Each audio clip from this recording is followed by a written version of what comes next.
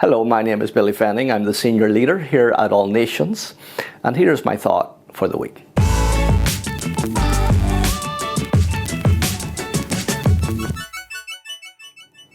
We live in a world of distractions, and we need to learn how to be focused in this world in which we live in.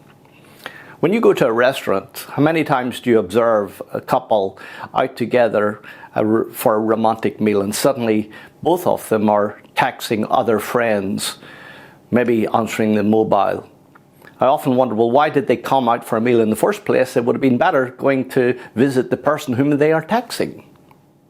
This mobile phone of ours can be a blessing, but it can also be a curse, particularly on social media when things are posted that brings anger and hurt. And suddenly you are trying to discover, or you're discovering your self-image and your identity is in what other people say to you.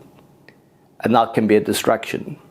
We need to understand our identity, that we are children of God, loved and valued, and we have a purpose with God. When you look at the life of King David, I love the story of David as a young boy going onto the battlefield. And he was so eager to meet his brothers. His father, Jesse, had sent him with some provisions. And when he went onto the battlefield, he heard the cries of this mighty giant. And David, as a young boy, was annoyed that none of his brothers, none of the soldiers were taking this giant on. And Eliab, his brother, came along to him and really had words of discontent, words of discouragement. Why are you here? What are you doing here? As long as David looked at his brother, he was not facing the giant. The real enemy was Goliath. And sometimes we need to understand that our battle is not against flesh and blood, but our battle is against principalities, against powers of darkness.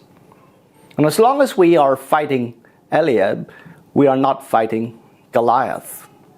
We can be distracted. And as soon as David turned away from his brother, he saw the giant. And we too at times need to turn away from those distractions in our lives. Maybe words of negativity. Maybe words that people have spoken into your life, that you are a failure. You will never amount to anything. And you need to turn around and look to the real enemy. So as long as David looked to his brother, he couldn't see Goliath. But the moment he turned around, he saw the real enemy. But one day David was distracted.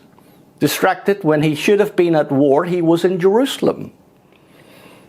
And as he was out on his roof, he saw a beautiful woman bathing. And he was distracted by her beauty. Whenever you avoid a battle that you were born for, you're going to face another battle you are not equipped for.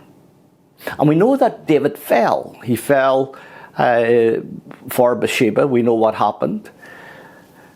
He lost his destiny. He lost his purpose because he was not at war. He was in Jerusalem.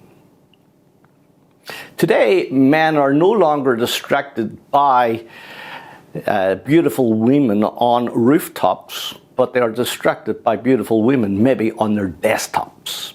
A distraction in your life that will destroy and kill your destiny and your purpose for God. You see, distraction in our lives is the destruction of the dream in slow motion. And I pray that in our Christian lives we will not be distracted, but we will be focused on the main thing. And we will keep the main thing the main thing. We can be distracted in life, in our busyness. We know that we can be distracted by doing good things, but not necessarily the things that God has designed for our lives.